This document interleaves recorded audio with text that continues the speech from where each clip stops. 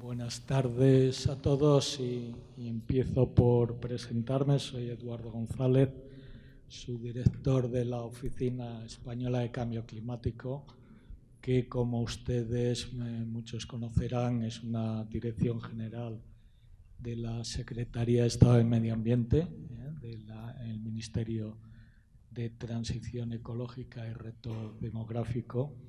Y bueno, tengo el honor de que me hayan invitado o que hayan invitado una vez más a la oficina a participar en este congreso y a moderar una mesa donde tenemos, yo creo que tres representantes que nos pueden dar una visión de, por una parte, los aspectos en materia de derecho en temas de cambio climático y derecho medioambiental, y también la visión de las ciudades frente a un tema importante, el cambio climático. Hablaremos no tanto del tema de medidas de mitigación, que hemos estado ahora escuchando algunas ponencias muy interesantes, sino un tema muy importante que es el de adaptación. Yo tenía una presentación de contexto que yo no sé si la pueden poner para dar un poco marco. Si no la tenemos, no importa.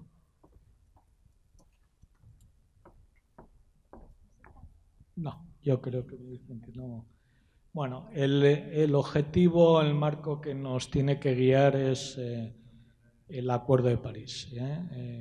Yo creo que ya no es un tema discutible los impactos del cambio climático y a nivel de lo que nos toca a nosotros, las administraciones, a nivel de gobiernos, pues se ha llegado a un acuerdo, que es el Acuerdo de París, donde el objetivo en materia de mitigación es llegar a lo que se llama la neutralidad climática a mitad de siglo. Esto quiere decir que es un objetivo ambicioso. Tenemos que conseguir prácticamente neutralizar nuestras emisiones, las emisiones que van a quedar de agricultura y algunas de industria, con los sumideros, principalmente sumideros forestales y otro tipo de sumideros agroforestales que seamos capaces de desarrollar. Esto, por una parte, es un pilar del objetivo climático, el conseguir esta neutralidad a mitad de siglo. Pero el otro objetivo es que los efectos del cambio climático ya están teniendo lugar y yo creo que todos los conocemos, y en cuanto a los impactos en nuestra península, yo creo que ya están presentando alguno de las diapositivas de contexto. El otro pilar es el pilar de adaptación a los impactos que ya estamos experimentando.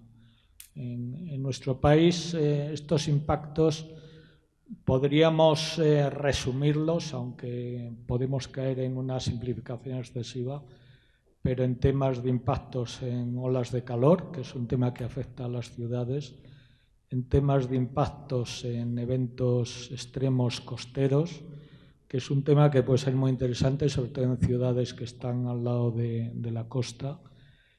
Impactos en temas de inundaciones, que yo creo que todos conocemos, y algunos otros más, como pueden ser sequías y demás, que tienen repercusiones en agricultura, déficit de generación eléctrica hídrica, impacto en los ecosistemas, etc.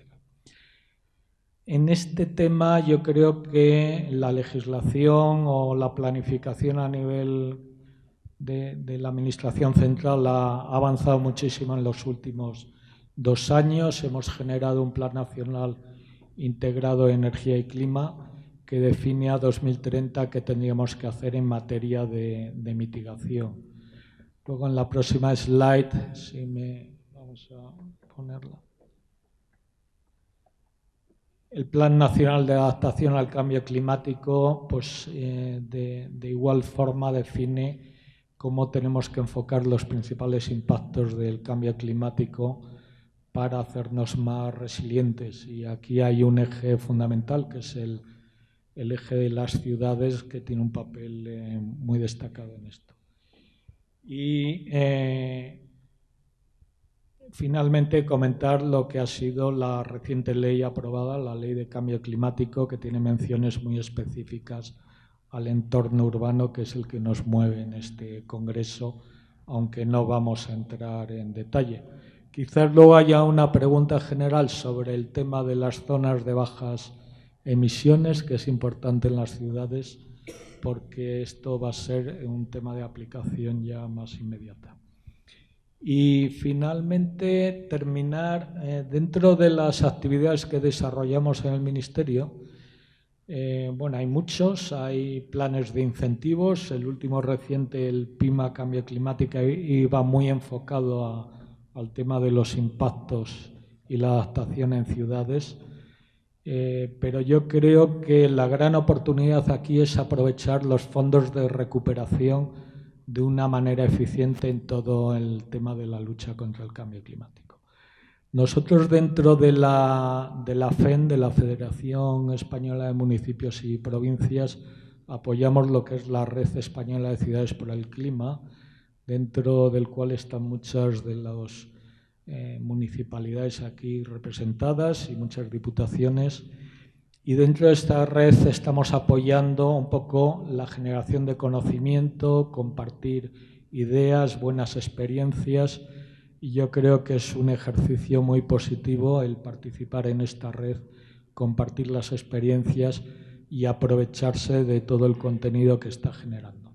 Aparte de esto, hay otros movimientos, como es el Pacto de Alcaldes y el Mayors Adapt para adaptación, que yo creo que es muy importante comentar. Bueno, yo creo que damos paso ya a los verdaderos protagonistas de la mesa y presentar a Íñigo Sanz Rubiales, catedrático de Derecho Administrativo de la Universidad de Valladolid, Antonio Bezanilla Cacicedo, director general de Urbanismo del Ayuntamiento de Santander, y a Begoña Gonzalo Orden, que es técnica también del Ayuntamiento de León.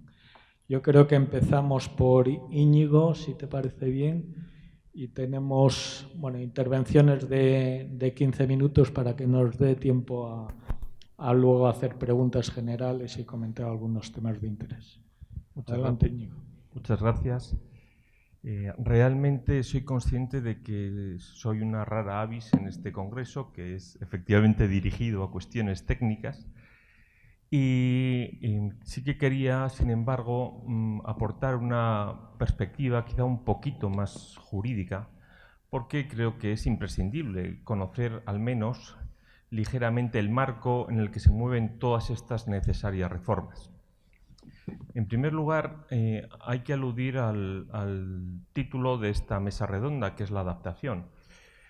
¿Qué entendemos por adaptación en este ámbito?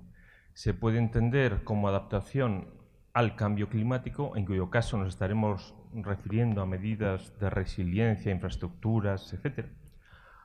O medidas de adaptación a lo que comporta el cambio climático, o a la lucha contra el cambio climático, en cuyo caso nos vamos a referir también a todo lo que se refiere a la mitigación. Esta mitigación se hace también, a su vez, desde dos perspectivas. Por una parte, como se trata de reducir, en todo caso, la lucha contra el cambio climático, se trata de reducir las emisiones o los gases de efecto invernadero que están en la atmósfera. La lucha necesariamente pasa por reducir las emisiones y por aumentar las absorciones. Yo creo que eso es natural y comprensible para incluso los juristas.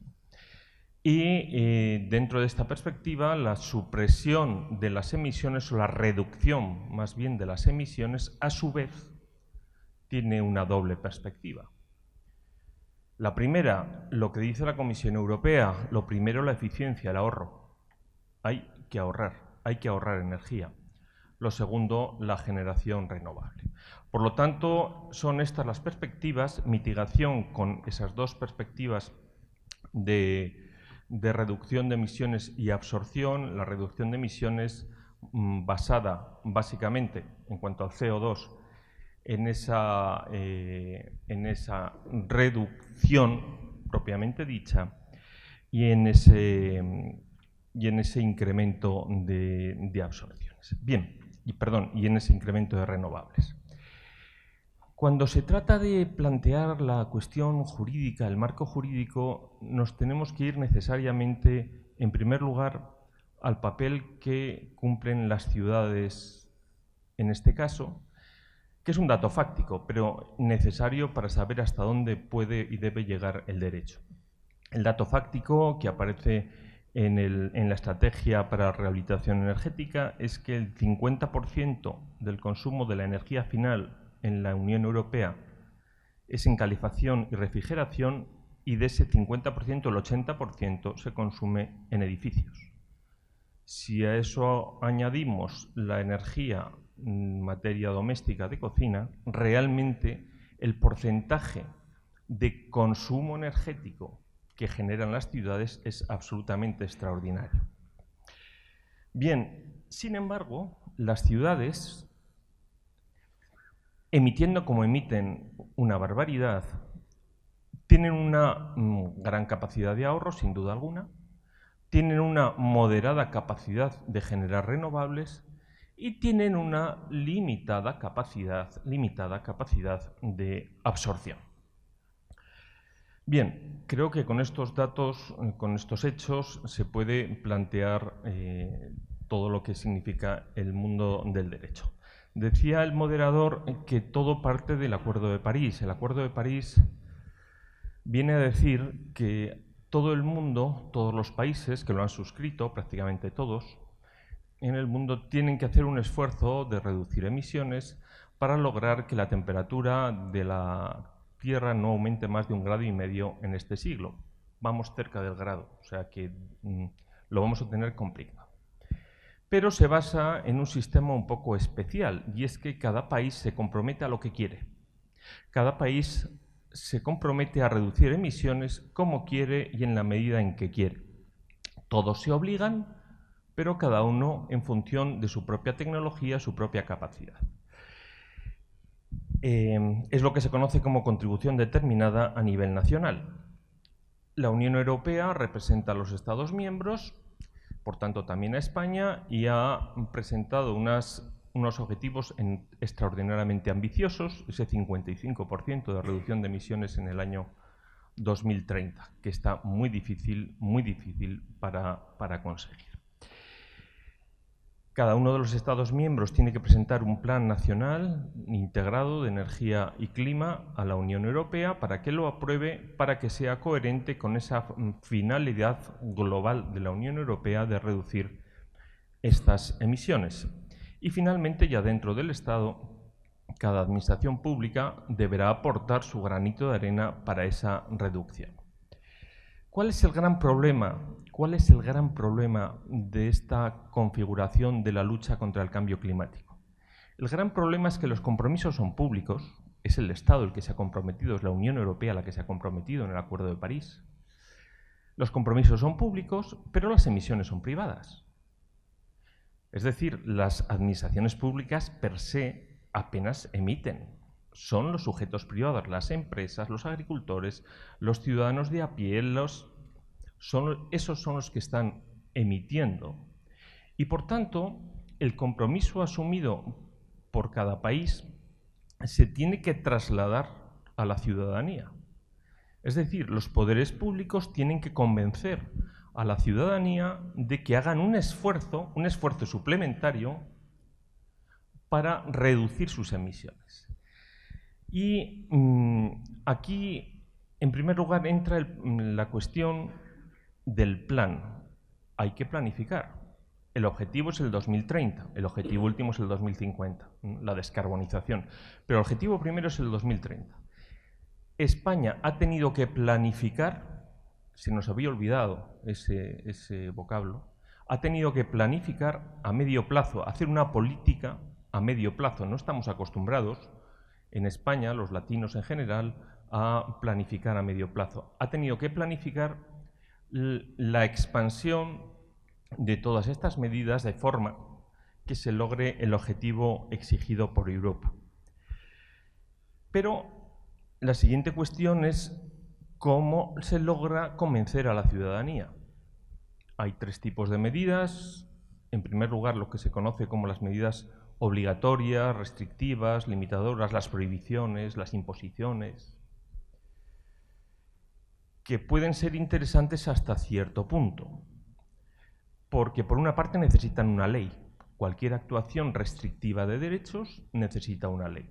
Si se me va a prohibir utilizar esto, si se va a prohibir el diésel, necesita una ley que lo habilite. Si se va a prohibir el acceso por las zonas de bajas emisiones, se necesita una ley que lo prevea y ya después lo concreten los municipios.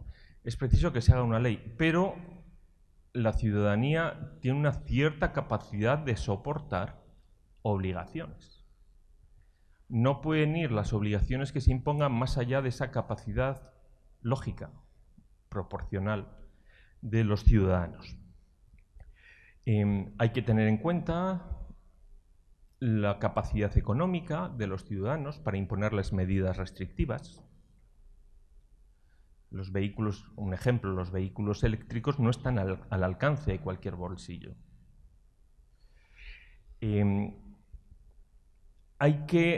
La administración tiene que actuar dando ejemplo, porque si no da ejemplo, la administración genera un rechazo en la ciudadanía que se está plasmando en otros países, llegará a España, en la llamada judicialización del cambio climático. Demandas contra los estados por no haber actuado con carácter previo hace 10, 15, 20 años contra este fenómeno que ya se conocía.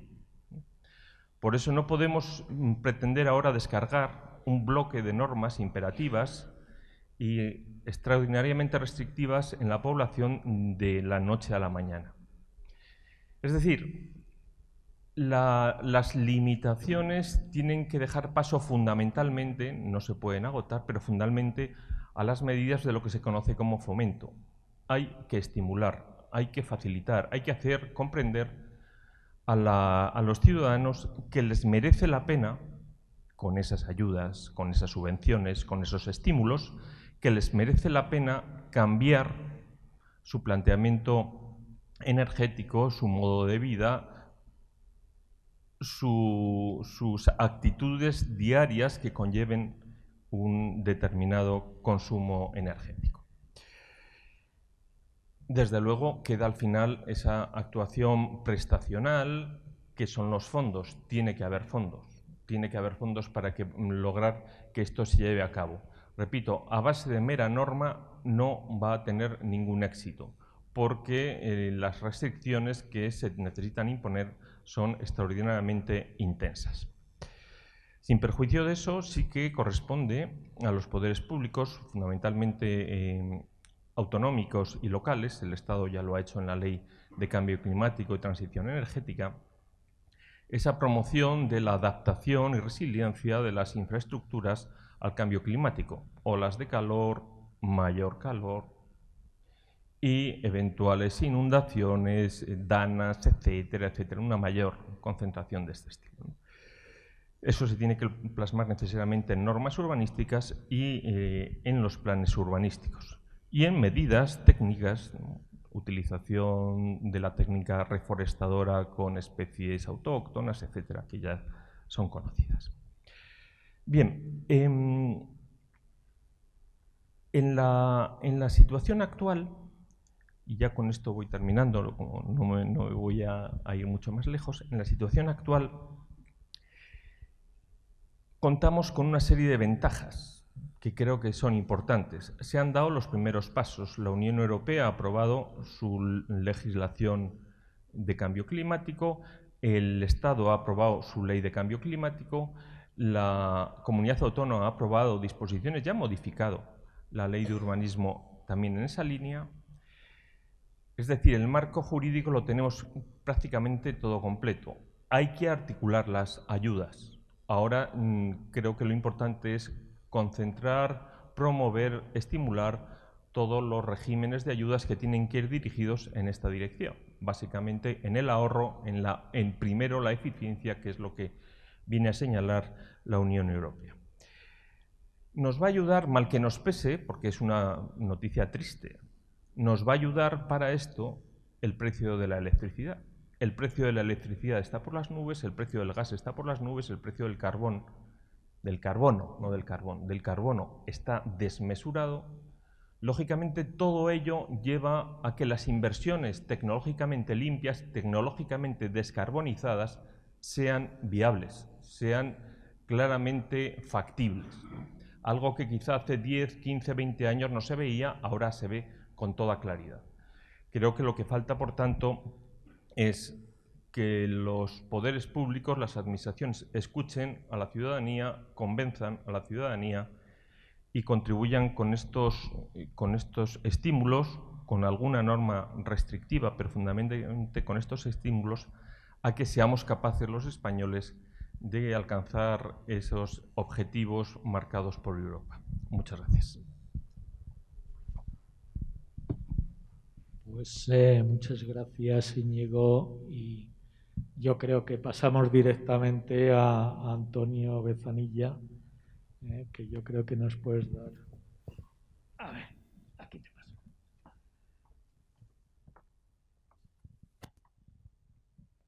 Bueno, buenas tardes a todos.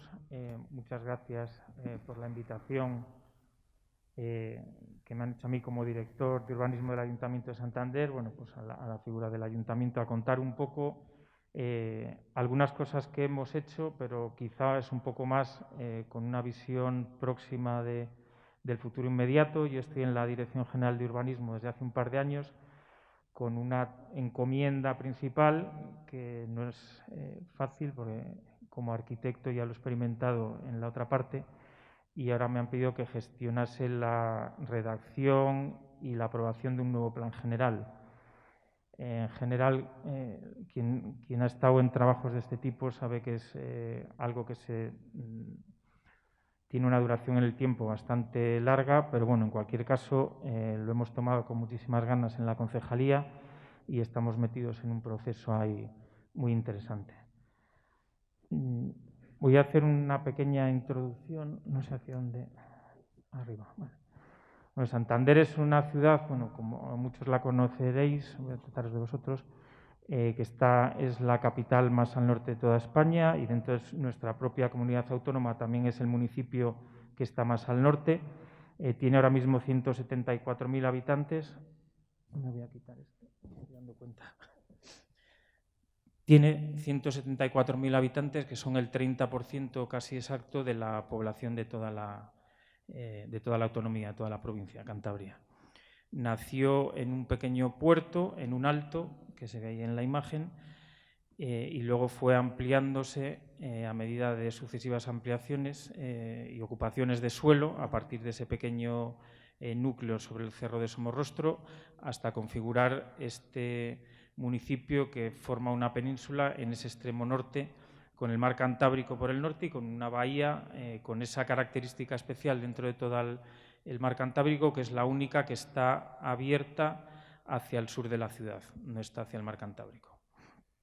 Bueno, aquí en esta primera imagen era para contar también un poco la morfología especial de la ciudad, con una serie de hitos de los que luego voy a ir hablando. Y por significar sobre esta misma imagen, que para marcar aquí sí que lo tengo que hacer desde aquí, la orografía de Santander es muy singular porque tiene una zona llana. El crecimiento de la ciudad fue en este punto, ese primer grabado que hemos visto del siglo XVI. Por aquí bajaba una ría que ya no existe. Esta zona es toda llana. Luego hay una zona elevada aquí con esta calle que va por aquí, que forma una cumbre que protege todo el sur de la ciudad de los vientos del norte también. Volvemos a bajar a otra zona llana, que son las Llamas, con la salida natural, un pequeño humedal a la zona de las playas del Sardinero. Vuelve a haber otra elevación y ya esto baja mucho más suavemente hacia la costa norte, donde están unas zonas de acantilados. Con esa configuración Bueno, pues tenemos una serie de características singulares, como esta que comento de la protección de la parte central de la ciudad de los vientos del norte y esa orientación hacia el sur, hacia el solamiento y a las mejores vistas también del entorno. A partir de esta configuración y de ese encargo de la redacción del plan general, hemos hecho ya una serie de etapas, como fue una primera consulta pública que se hizo a toda la ciudadanía durante el año pasado a lo largo de 3 meses, con una participación de la que nos sentimos, yo creo que bastante orgullosos, porque no tanto por lo numérico, que fue importante, tuvimos 1980 participaciones, que no quiere decir que fueran tantas aportaciones, porque mucha gente hablaba de muchas más cosas. Hicimos mesas sectoriales, mesas profesionales, mesas vecinales, paseos por la ciudad al estilo de los paseos de Jane Jacobs, hicimos 5, se podía participar también digitalmente y tuvimos una interesante recopilación de todo aquello que quienes quisieron acercarse a ese proceso, que fue totalmente abierto, quisieron contarnos como punto de partida para ese nuevo plan, en donde te das cuenta que desde todos los sectores al final la ciudad se ve más o menos parecido y las peticiones de la gente, da igual que sean los vecinos de un barrio que de otro, cada uno lógicamente con algunas particularidades por la situación, pero que acaban contando casi lo mismo que cuando haces una mesa de profesionales o una mesa de funcionarios o una mesa de asociaciones. Todo se va resumiendo en cosas concretas. Y entre ellas, por ejemplo, había una que es la que ha dado un poco el título a la ponencia, esta pequeña charla, que es esa de Santander Transición al Verde. Simplemente contar que ahora mismo estamos ya con un proceso abierto en este mismo momento, y a que acabará el 7 de diciembre, en el que se va a contratar a un equipo redactor mediante una fórmula de concurso de proyectos para la definición del modelo de ciudad para Santander. Lo hemos puesto además, hablabas tú del 2050, Santander tiene una circunstancia especial, y es que en el año 2055 se cumple el tercer centenario de la obtención del título de ciudad, que fue en 1755.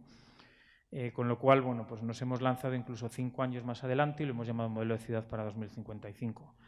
Hemos conseguido formar un jurado internacional con estos 7 técnicos de reconocido prestigio que yo creo que nos van a ayudar muchísimo en la labor de selección a ese equipo, y yo mismo seré el secretario del jurado junto con ellos.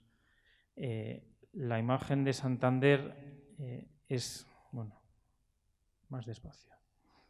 Es esta con esa bahía espectacular a la que se ha ido ganando poco a poco terreno y que se desarrolla en 2 zonas, una, como se ve ahí, que es la más urbana, perdón, ahora he dado yo para atrás, y otra que es la parte norte. Estamos mirando de norte hacia el sur, la bahía está en el sur, con esa gran campiña verde, que es como les gusta llamar sobre todo a los vecinos de Cueto, que configura ese frente hacia el litoral del mar Cantábrico.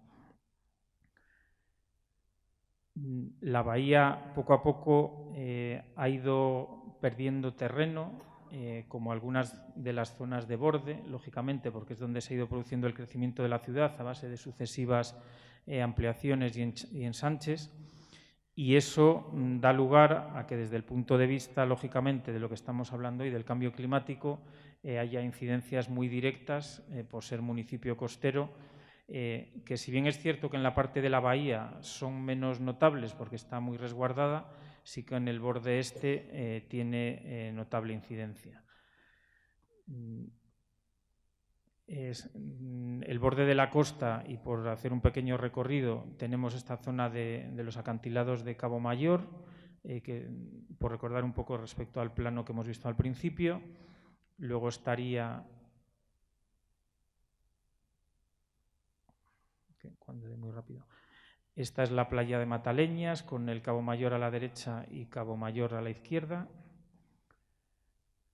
Y aquí tenemos uno de los primeros escenarios en los que ese proyecto que estamos a punto de licitar, también mediante esa misma fórmula de concurso de proyectos, para la selección de ese equipo redactor que nos plantee, dentro del municipio y con todos los recursos verdes con que se cuenta la ciudad a nivel de espacios libres e incluso de ese verde rural que se quiere mantener como tal, un plan director que lo hemos llamado Santander Transición al Verde, como el título de la conferencia, buscando fortalecer ese aspecto de la lucha contra el cambio climático en cuanto a la creación de sumideros verdes que puedan hacer esa absorción, que es uno de los puntos críticos dentro de este tipo de estrategias.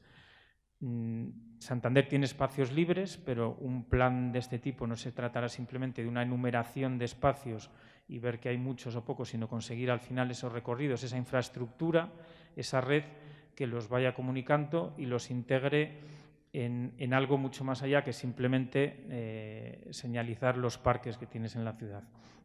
Dentro de la imagen aquella primera de la ortofoto, nos acercamos aquí a una de las primeras intervenciones que ya se puede apreciar, porque Santander en el año 1917 tuvo un hipódromo en el que Alfonso XII iba a correr,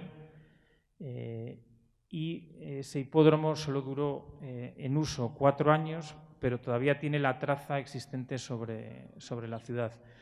El trazado del hipódromo empezaba justo donde el faro, bajaba por una larga recta que llegaba hasta el pueblo de Cueto, venía para acá, llegaba a esta curva que se ve aquí grande y volvía a la meta que estaba aquí.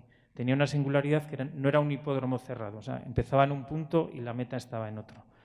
Una de las ideas de este plan director será alimentarlo con una recuperación de ese trazado histórico del hipódromo que se implantó con muchísima sutileza, yo creo que sobre un territorio complicado, porque la recta de salida es incluso en bajada.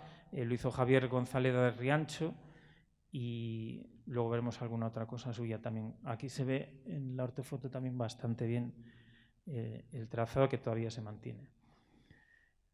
Servirá además este trazado para recuperarlo para el uso público total. De hecho, la propiedad de todo el trazado, que tiene una huella de unos 30 metros de anchura, es municipal, pero se intentará arbolarlo y conseguir que sea un espacio para el uso de toda la ciudadanía en un punto en el que, como contaré luego, el paseo tradicional de la ciudad de Santander, que es por la zona de la bahía, se pueda unir a otro de los paseos también muy habituales, que es por la zona de los acantilados, ese mucho más agreste y que ir un poco más preparado. Ahí se ve la anchura de la plataforma del hipódromo y el punto de salida de al lado del faro. Hay fotos históricas, no demasiadas, pero sí que son conocidas. En algún momento alguna parte fue incluso camping municipal. Hay edificios bastante singulares, también propiedad del ayuntamiento ahora mismo. Y se trata de un entorno cuya recuperación yo creo que va a dar muchísimo juego dentro de la ciudad. Hay elementos referenciales también, como la finca esta de Valdenoja, donde ahora mismo está el campo de golf de la ciudad de Santander, sobre la que intervino Javier de Vintuisen, uno de los paisajistas de principio de siglo más notables en España. Y también hay intervenciones de Jean-Claude Nicolas Forestier en otra parte de esta misma finca, con una rosaleda que todavía está presente y se puede visitar, sobre la que se sabe que tuvo intervención, puesto que en uno de sus libros esta imagen habla directamente de esa finca de Valdenoja. En fotos antiguas de la ciudad hay un espacio que sería el siguiente, el Parque de las Llamas. Ahora ya se me ha lanzado. Que antes era esa otra segunda zona baja que he comentado, esta que estaría aquí, que salía directamente a la zona de playas, donde está también el antiguo campo de fútbol del Racing de Santander. Este espacio en el 2007 fue inaugurado con un proyecto que se ejecutó por Batlle y Roig y se ha convertido en uno de los grandes espacios de estancia de la ciudad, en esa zona del Sardinero. Únicamente ha tenido en algunos ámbitos críticas por quizás estar demasiado urbanizado y, de hecho, en una segunda fase que se va a ampliar hacia el oeste por la misma vaguada, la petición que hubo también en la consulta pública sobre el plan era que si se siguiese, que fuera de una forma mucho más naturalizada. Ha ido de todas formas mejorando con el paso del tiempo y el crecimiento de la vegetación. Pero claro, también en estas zonas tenemos nuestros problemas con el cambio climático y es importante la ecuación esta que relaciona la vulnerabilidad con el peligro y la exposición para hablar del riesgo. En Santander hay muchísimas zonas, como he dicho antes, que se han ganado al mar, y en la propia zona del Sardinero, aquí tenemos una foto histórica en la que ahora mismo, para quien lo conozca, aquí hay un hotel, pero no es eso lo que me importaba enseñar, sino estos pequeños dientes que hay aquí en el muro, que eran estos elementos, donde incluso estos los hemos conocido la gente de mi edad de pequeños allí, bajaban por ahí la gente a tirarse incluso al agua, ahí se veía el hotel. Estos elementos, cuando se amplió el paseo marítimo, desaparecieron y lo que sucede a partir de ahí es que ha cambiado la dinámica litoral y en situaciones quizá un poco no habituales, pero confluyen mareas altas con oleaje fuerte, vientos y temporal, y hay imágenes, bueno, pues como estas, con efectos directos ya. Se puede llamar cambio climático, se puede llamar una confluencia de circunstancias diversas en las que lógicamente el cambio climático está ahí también, y se produce la inundación prácticamente de toda esa zona del Sardinero, con una dinámica que ha cambiado incluso la playa. O sea, la playa entra lateralmente y aquí lo que quería enseñar es cómo esa zona era un puro relleno. O sea, aquí se ve el dique y cómo se estaban haciendo los rellenos en toda esa zona que antes se veía esa ola tan grande. Los rellenos en la ciudad y en todo el borde marítimo, que era un poco lo que quería enseñar, son muchos.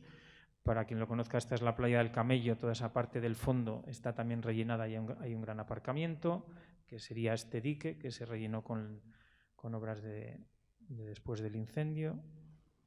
Esa es la playa, bueno, he pasado rápido, no voy a volver para atrás, la playa de la Concha, y esta sería el interior de la bahía, que aunque digo que está más protegido, pero lógicamente en Santander el viento sur es también un viento notable, y cuando viene el viento sur, pues tenemos, y hay marea alta, hay imágenes como esta.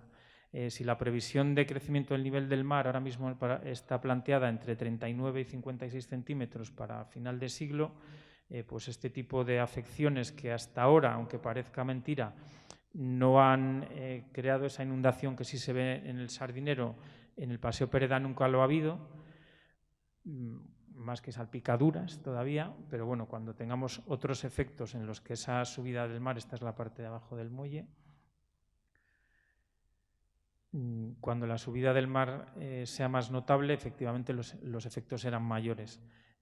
Traía esta foto porque cuando el mar se pone bravo, pues somos portada del New York Times. En el 2014 salió esta foto, el 2 de febrero, es la isla de Mouro, que es la que está detrás del Palacio de la Magdalena, en la entrada de la bahía. Siguiendo con ese paseo de elementos verdes, con esa transición al verde que comentaba, en esa potenciación de toda la infraestructura, pues la ciudad tiene también unos parques. Este es un parque romántico que se va a rehabilitar, a restaurar dentro de poco. Tiene toda la zona del Palacio de la Magdalena, que tiene también sus propias zonas de relleno. Voy a ir pasando un poco más rápido. Esto separa la playa de la primera de la segunda playa. El Palacio de la Magdalena es el punto en el que giramos del Cantábrico a la bahía. También tiene sus rellenos, porque es toda esta campa que se ve aquí, que es donde ahora hay espectáculos hípicos y otras cosas en verano, pues también procede de un relleno. Ahí de momento no hay afección por oleajes tan fuertes, pero sí es cierto que se ve que el agua llegaba hasta ese dique y ahora ahí poco a poco se va retirando y hay una playa. Forestier también diseñó un jardín para esa zona. Y continuaríamos por ese paseo de Reina Victoria, que era primeramente utilizado por los tranvías y poco a poco se fue ganando para la ciudad con aparcamientos. Acabó metiéndose ahora carriles bicis, dentro de esa política que ha ido haciendo el ayuntamiento de recuperación de estos espacios, ganando lugar a las bicicletas y al tránsito peatonal en relación con el tráfico de vehículos, que es así que es una política que se está llevando. También es importante hablar de los pozos de tormentas en una ciudad con tantas cuestas, donde podrían producirse esas avenidas inmediatas, y ahí sí que ha habido una acción clara también municipal. Y tenemos también mejoras notables en la movilidad. Es una ciudad en la que, y vuelvo a decir la palabra cuestas, tenemos tantas y tan pindias, que esa es una palabra nuestra que significa tan inclinadas, que la ciudad se está plagando con unas mejoras muy importantes para la movilidad, tanto de la gente joven, pero especialmente de las personas mayores, de escaleras mecánicas que facilitan en esa sección que comentaba antes, que tenemos con subidas y bajadas, muchísimo esa comunicación entre zonas. De momento no suben, habrá que empezar a pensar dentro de poco también cómo bajan, porque el bajar de arriba al centro también es un problema.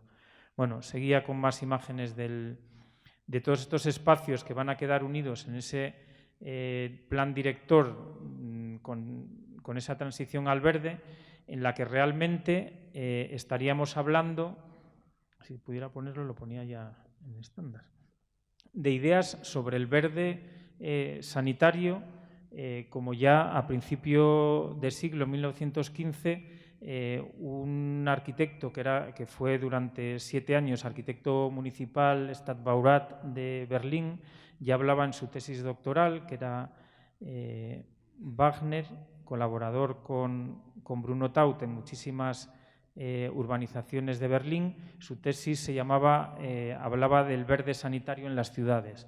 Estamos recuperando ideas que ya tienen más de 100 años, en las que se trata de hacer que los espacios verdes no solo estén ahí, sino que tengan más efectos sobre la población, el disfrute de esos mismos espacios, conseguir que sean lugares en los que se obtengan todos los beneficios saludables posibles, para mejorar, por ejemplo, estadísticas como esta, que es bastante reciente, en la que realmente, a pesar de todos esos espacios que muestro, la ciudad de Santander está en un ranking de ciudades europeas de esas 806 en el puesto 401, siendo el 1 el peor. No, termino ya. Había algunas imágenes sobre Berlín, esa utilización de los espacios verdes a las que cada vez estamos intentando ir más, bosques metropolitanos, huertos urbanos, ideas todas ellas que estarán en ese proyecto de plan director al que estamos intentando llegar. Y simplemente la idea, ya digo, me ha costado mucho pelearme con este mando. La idea de la ponencia era contar cómo, entre todas las posibilidades de lucha contra el cambio climático, ahora mismo de la transición al verde es uno de los que se quiere. Santander quiere poder llegar a postularse incluso, aunque eso es más una ambición que sí que da pie a la intención, como ciudad verde europea. No sería tan trascendente si lo que conseguimos llegar a través de todos estos proyectos a conseguir lo que realmente queremos, que es integrar todos esos espacios en la ciudad. Bueno, y si salta la última, aquí lo dejamos. Muchas gracias, Antonio. En Santander, además, hemos tenido la oportunidad de tener muchas reuniones sobre el tema climático con la red de oficinas de cambio climático en el Palacio de la Magdalena, y también la presidencia de Íñigo de la Serna de la red de ciudades por el clima, o sea que, y sin olvidar el Instituto Hidráulico de Cantabria. Estoy haciendo yo propaganda de expertos en la interacción cambio climático y costa, que es un referente a nivel mundial. Bueno, pues ya por último pasamos a Begoña, y con especial cariño, porque además de hablar de León es mi pueblo, o sea que estaremos muy atentos. Bueno, voy a ver si yo peleo también con el mando. Ya. Bueno, cuando me llamaron a esta mesa, de entrada me quedé así un poco noqueada, porque yo vengo más bien del ámbito de la regeneración urbana, más que del tema de la planificación en materia de clima y energía. Y luego ya dando una pequeña pensada, entendí por qué se había sugerido desde el instituto que participáramos nosotros. Y es que es verdad que en ciudades de tamaño pequeño como la nuestra, en los últimos años, digamos que los instrumentos de planificación que estamos redactando nos hemos visto como obligados a interrelacionar muchísimo la planificación de la movilidad, la planificación energética, la planificación de la infraestructura verde con lo que eran las políticas tradicionales del ayuntamiento en materia de rehabilitación. He seleccionado solo algunos proyectos porque en todas las ciudades tenemos muchos y a veces es difícil elegir de qué hablar en un foro como este. Y he empezado por uno muy pequeño porque es el más reciente, que es un proyecto del programa H2020 que se va a iniciar en 2 semanas, que tiene un nombre de estos que nos suenan a todos, que es Planes de Acción para el Clima y la Energía Sostenible integrados e institucionalizados, que yo creo que es el valor añadido que nos ofrece este programa, en el que participamos muchos países e instituciones. En el caso de Castilla y León, directamente la Junta a través de la Consejería de Fomento y a través de la universidad desde el Instituto Universitario de Urbanístico. Y dentro de las 3 ciudades en las que actuamos como campos de trabajo, bueno, pues está León dentro de España. Nos parecía oportuno participar en este proyecto porque estamos ahora mismo actualizando el plan de movilidad de una manera armonizada con el PACES. Entonces parecía que un programa de estas características nos podía ayudar a una mejor y más práctica implementación posterior del PACES. También estamos en un momento de ejecución del plan de implementación de la EDUSI, que aunque son estrategias que ya se llevan conociendo desde 2017, pero realmente la mayor parte de las ciudades estamos ahora en el momento fuerte de ejecución. Y lo que nos ha pasado durante estos 2 últimos años, yo creo que no solo a León, sino a otras ciudades, es que los inputs que vamos recibiendo, tanto de políticas vinculadas a los ODS como a los nuevos fondos europeos de nueva generación, es que hemos ido introduciendo parte de esas políticas que se nos va a pedir que implementemos en los próximos años ya en los programas que estábamos o los proyectos que estábamos en fase de iniciar su ejecución. Luego, un tema del que seguro que se hablará mañana en el tipo de las mesas que hay mañana. Nosotros habíamos redactado una memoria programa para un ARI, para un ámbito territorial que coincidía con el de la EDUSI ya en 2019, pero era una memoria, digamos, que llegaba tarde al plan estatal anterior de rehabilitación o a los fondos disponibles por parte tanto del plan estatal como de la comunidad autónoma. Pero lo que nos ha permitido este año es, a la vista lo mismo de todas, digamos, tanto desde la FEN como desde la Junta o desde el Ministerio de Fomento, nos iban llegando como documentos de trabajo de en qué se iban a transformar esas actuaciones a nivel de barrio, pues nos ha permitido bueno, hacer un documento que seguramente excede lo que sería una memoria programa a la carta, porque hemos introducido temas de infraestructura verde, de infraestructura para la movilidad activa, que aunque directamente a lo mejor no se vayan a acoger a los planes de rehabilitación, sí nos ha permitido tratar de... Además es que el ámbito territorial coincide con el de la EDUSI, nos ha permitido cambiar el enfoque, sobre todo de algunos de los proyectos que íbamos a ejecutar. Y luego me ha parecido oportuno hablar, seguramente Santander seguro que lo tiene y muchas otras ciudades, introducir el elemento del turismo, aunque seamos ciudades de interior, que se supone que no estamos tan sometidas a los impactos del turismo como las ciudades de la costa o de otro tipo de climas, pero sí nos ha parecido que los documentos que se están haciendo ahora por las ciudades de los planes de sostenibilidad turística del destino, que va muy vinculado también a las políticas de turismo inteligente, también van muy alineados con las medidas, digamos, tanto de mitigación como de adaptación que las ciudades tenemos que ir adaptando, o sea, ir tomando en los próximos años. Entonces, solo es... Luego pasaré deprisa porque muchos de estos programas son conocidos para todas las ciudades. A ver si... Vale. Bueno, este es el... Uy, esto no es fácil, ¿no? Vale. Este es este proyecto, es un proyecto pequeñito.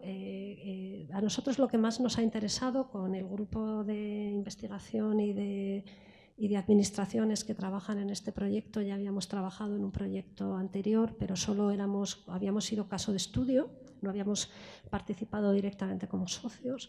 Y lo que nos parecía muy interesante es que, además del enfoque sobre los PACES, de una planificación integrada a la que ya estamos acostumbrados desde todo tipo de documentos, era el tema de lo que ellos denominan participación institucionalizada, que creemos que en documentos de planificación como el PACES, en los que si de verdad queremos incidir en la evolución de la huella climática, no solo es lo que hace el propio ayuntamiento como organización, que no es una organización tan grande, sino lo que sucede en todo su término municipal, que es lo realmente relevante, en el que es necesario que aquellos actores que puedan tener algo que aportar en la materia tanto de energía como de clima, y que puedan de verdad, no solo los ciudadanos, sino aquellos agentes que estén en condiciones de participar en estas políticas, bueno, pues se nos van a dar instrumentos o herramientas para intentar que trabajemos todos de una manera más alineada. Bueno, nada, estos solo son el proyecto. Al final, la única ventaja que tenemos nosotros es que tenemos el PACES ahora mismo prácticamente cerrado. Estábamos pendientes de cerrar el plan de implementación, porque como hay un momento ahora, o sea, el plan de acción, un momento muy concreto de llegada de fondos, algunas de las valoraciones de las actuaciones que se pretenden ejecutar pues irán vinculadas a esa programación que yo creo que a lo largo del primer semestre de 2022 podremos matizar mejor, y por eso no se ha cerrado el documento. Nada, esto es, a ver, es que no es fácil, ¿verdad? Vale. Las ciudades que participamos en este caso, yo voy a hablar de las ciudades porque es al final lo que soy, es una ciudad griega, una ciudad eslovena y una ciudad española, que somos nosotros, de tamaño no muy grande las tres. Vale. En cuanto a... aquí, nada, no, esto... no. Esto no es fácil. Quería... a ver. Vale, esta está bien. La novedad que tenemos en el PACES del Ayuntamiento de León, puede que algunas ciudades hayan llegado antes que nosotros. Los PACES se empezaron a redactar sobre todo a partir de la firma del Pacto de los Alcaldes en 2015. Nosotros, aunque sí hemos medido nuestra huella de carbono regularmente desde 2017, el PACES hemos empezado a redactarlo en 2020.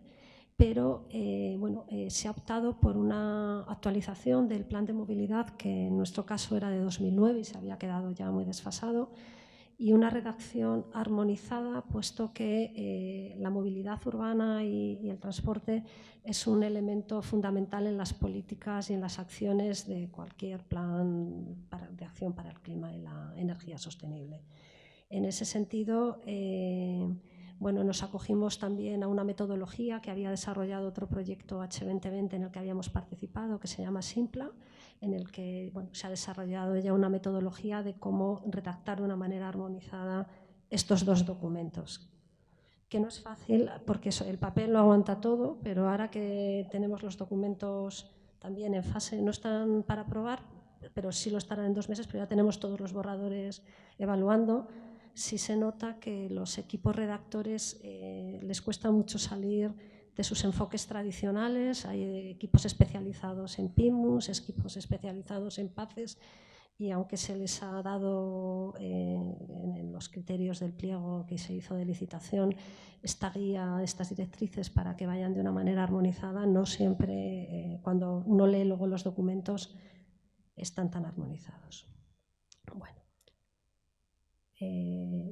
igual, si quieres deprisa, pues el documento sigue la metodología habitual. Primeramente se hace un inventario de emisiones, que eso la mayor parte de las ciudades llevamos años ya haciéndolo, y luego se hace un documento de evaluación, análisis de riesgos, impactos y vulnerabilidad, y en función de esos resultados se diseñan las actuaciones, tanto aquellas que van orientadas a la mitigación como lo que sería el plan de adaptación. Es que, no sé, ahora, bueno, nada. Aquí solo quería indicar, yo que soy zurda, a ver si con la izquierda me manejo mejor.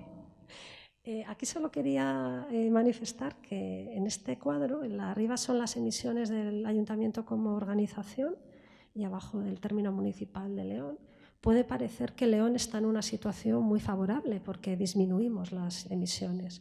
Pasa que estos cuadros a veces son engañosos. León está en un fuerte proceso de reducción de población, entonces solo faltaba que no redujéramos las emisiones. Y además el ayuntamiento, sin perjuicio de que ha habido importantes políticas de transformación de todo el alumbrado público, de muchas otras, de digitalización de los sistemas de gestión energéticos de los edificios, pero también ha reducido aproximadamente el 20% sus empleados, por lo cual también es lógico que la organización, en este periodo en concreto que ha sido de encogimiento, bueno, pues no se traduce necesariamente el cuadro que vemos en que estemos aplicando todas las políticas que deberíamos o que implantaremos. Vale, nada. Esto solo me sirve un poco para explicar que este tipo de documentos luego va desarrollado en una serie de medidas más concretas, pero a mí lo que siempre me preocupa es que tienen demasiados lugares comunes con los documentos de todas las ciudades. Hay como una especie de expertise en la redacción de estos documentos y por eso estamos como bastante esperanzados en que este proyecto que se va a desarrollar del H2020, que nos va a tomar como caso práctico, nos ayude a que de verdad el PACES y el PIMU, sobre todo el PACES, se transforme en un instrumento de verdad adaptado a la situación concreta de nuestra ciudad. Bueno, el PACES, como todos, tiene una parte de plan de acción que va orientada a las medidas de adaptación, que aparecen en fase borrador porque hasta que en los próximos 4 o 5 meses no se cierren las asignaciones económicas a las actuaciones, no lo vamos a dar por aprobado. O sea, primero teníamos, el plan de acción de mitigación y ahora estamos con el de adaptación. Las medidas de adaptación son las clásicas en ciudades de nuestras características. Tenemos riesgos, quizás el riesgo más particular de la ciudad de León es que como tiene un término municipal muy pequeño y bastante urbanizado, precisamente por eso, muchas de las medidas de adaptación que tiene que tomar va a tener que tomarlas en el seno de lo que nosotros denominamos el alfoz de la ciudad. León tiene aproximadamente 120.000 habitantes, el área funcional cerca de 200.000 y el único paso ahora mismo favorable, además que está funcionando relativamente bien, aunque en fases iniciales, es que se ha constituido una mancomunidad de interés general recientemente, en el que estamos aproximadamente unos 175.000 habitantes de los 200.000 del área funcional. Y parte de las actuaciones vinculadas tanto en materia de movilidad como de infraestructura verde, todos los ayuntamientos con carácter voluntario han decidido que muchas de esas medidas se ejecuten desde la MIG y nos va a permitir contar con lo que no cuenta la ciudad, que es León tiene un territorio sin urbanizar alrededor con mucha potencialidad. Tiene, digamos, montes periurbanos de mucho interés que están fuera de nuestro término municipal, pero que van a resultar necesarios para las medidas tanto de adaptación como de mitigación. El PIMUS, teníamos ya un PIMUS que es con el que ahora mismo funcionamos, que es el de 2009, pero se quedó muy obsoleto. La revisión actual vuelve a incidir en las políticas habituales en favor de la movilidad activa, sobre todo, y de transporte público, y de reducción de los movimientos con vehículos. Bueno, ahí se han definido además las zonas de bajas emisiones, porque hemos tenido, digamos que este intenso año que hemos tenido los ayuntamientos con la preparación de las manifestaciones de interés nos ha servido para llegar más maduros al momento actual. Seguramente no seríamos capaces de llegar a las actuales convocatorias de los diferentes ministerios si no hubiéramos hecho el esfuerzo previo de hacer las manifestaciones de interés. Pero hay de todo el documento del PIMUS, a mí me interesó mucho en el preámbulo, aunque está redactado un poco raro, que digamos que el modelo, sin perjuicio de todas estas políticas, el modelo debería basarse en un entendimiento diferente de lo que tradicionalmente entendemos por calle o espacio público, en el sentido de que la calle es un recurso que tenemos a nuestra disposición, que debe tener capacidad de adaptación, que además es el que nos resuelve la movilidad, pero nos resuelve gran parte de la actividad social, y va a ser un recurso en el que va a tener que acoger medidas de todo tipo, desde renaturalización de determinados espacios urbanizados, en una ciudad tan compacta como la nuestra es fundamental, hasta poder, digamos, responder con bastante rapidez y no siempre con muchos recursos económicos a cambios funcionales en cómo se utiliza la sección de esos viarios.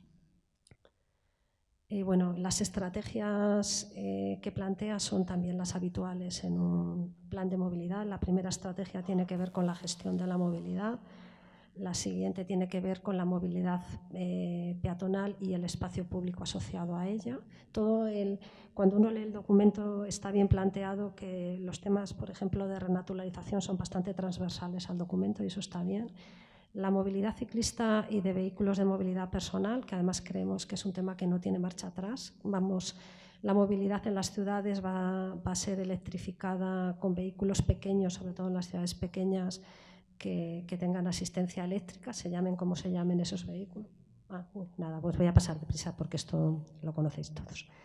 En el tema de la EDUSI solo quería decir que para la transición verde nos ha venido muy bien tener un campo de experimentación en un ámbito determinado de la ciudad. En este caso, León iba bastante retrasada en la transición digital, entonces hemos podido, ahora está en fase de licitación y estará implementada el año que viene, implementar una gestión de Smart City tanto en la vertical de movilidad y transporte público como en la de gestión energética de todos los equipamientos municipales, como en la de gestión de los servicios de recogida de residuos y limpieza viario, que además en el Ayuntamiento de León se prestan de forma directa. No tenemos, los prestamos con servicios directos municipales. Y esa digitalización y transformación digital yo creo que va a dar una ya no solo eficiencia y eficacia a la prestación del servicio, sino que de verdad va a permitir trabajar en la reducción de emisiones de CO2. Y luego ha habido otras líneas de trabajo, por ejemplo en esta que hablaba de los recursos existentes, tanto patrimoniales como de tejido verde. Nos ha permitido reenfocar todo el proyecto que teníamos de infraestructura verde en actuaciones pequeñas de transformación de las potencialidades que teníamos. Son unos barrios muy degradados donde estamos trabajando y con poco atractivo formal, por decirlo de alguna manera. O sea, es un sitio donde la gente no enseñaba a gusto sus calles, por decirlo de alguna manera, porque eran barrios de los 60, de los 70, y entonces con pequeñas actuaciones que se empezarán a ejecutar el año que viene. Ahora mismo ya están todos los proyectos redactados, muy vinculados a la renaturalización. Creemos que va a funcionar bien como línea de trabajo para el resto de la ciudad. Y la EDUSI nos ha permitido avanzar de una manera más deprisa. No voy aquí a seguir. En este caso hablamos de la memoria programa del ARU o ARI, o como se vaya a llamar en esta nueva etapa de León Norte, que este año 2020 lo que nos ha permitido es, puesto que no teníamos un escenario económico concreto de cómo se iban a poder formular y materializar esas solicitudes, pues lo hemos dedicado a mejorar la calidad en cuanto a planificación urbanística del documento, introducir temas que son necesarios. El plan de rehabilitación directamente va orientado a la reducción de las emisiones, en concreto eficiencia energética de las edificaciones, pero si no van acompañados de otra serie de actuaciones, pues difícilmente realmente vamos a poder tener barrios. Bueno, quería enseñar justo la anterior o la después de este, a ver si soy capaz. Aquí quería decir que lo que se ha aprovechado es para diseñar una serie de actuaciones que no solo tiene que ver con las áreas de rehabilitación preferente que hemos seleccionado, sino con todas esas pequeñas intervenciones que queremos que deben acompañar a la regeneración de estos barrios, que son las de verdad, pues eso, pequeños sumideros de carbono, espacios que están, caminos verdes, huertos urbanos, en las zonas que no han sido todavía sometidas a transformación urbanística. Bueno, las actuaciones a nivel de detalle luego son, para los arquitectos, siempre nos resultan muy atractivas este tipo de, porque son las que de verdad nos permiten hacer ciudad. Esto nada, esto son la selección. Y esto ya solo era como un pequeño preámbulo que simultáneamente este año hemos desarrollado el plan de sostenibilidad turística en destinos, y que creemos que es otro elemento que aunque insisto en que nosotros seamos un destino de interior, el turismo sí es un sector muy relevante para la ciudad y hay que planificar cómo se va a producir ese turismo para que los impactos, bueno, tanto para que ellos tengan una experiencia mejor en la ciudad, también, no sé, si no llega una ola de calor y sean incapaces de visitarnos pero además también para adelantarnos a los problemas que, bueno, nada, esto como no quiere, pues ya da igual. Pero a lo que voy es que se ha vuelto a hacer un documento en el que transversalmente vuelve a aparecer de una manera muy clara los elementos de los menores perjuicios posibles en la transición que estamos ahora mismo sufriendo con el cambio climático, para que el turismo también sea otro de los elementos que se planifique de forma conjunta con lo que es la planificación urbana tradicional. Pues muchas gracias, Begoña, y en teoría deberíamos tener un poco de coloquio y algunas preguntas, pero me imagino que no nos van a dar tiempo para eso, ¿no? ¿Eh? 2 minutos para una breve conclusión, ¿no? Yo creo que se ha dicho un tema, por ejemplo, lo que es mi trabajo, se refiere mucho a los acuerdos desde arriba hacia abajo, es decir, el Acuerdo de París, los objetivos europeos, aterrizarlos a objetivos nacionales, etcétera, pero realmente aquí el reto está en que los ciudadanos acometan esta transformación, que es una transformación importante, en un periodo de tiempo que parece largo, pero no es tan largo, ¿eh? Tenemos 3 décadas para realmente darle una vuelta a este guante, y ser capaces de alcanzar todo este reto que como planeta yo creo es imprescindible. Y de nuevo yo creo agradecer y poner de manifiesto de que el siguiente elemento después de los ciudadanos están las municipalidades, los ayuntamientos, como elemento transformador que realmente pueden mover el que esto sea así. Con lo cual yo creo que nada, daros un aplauso y animaros a seguir con esta labor. Gracias.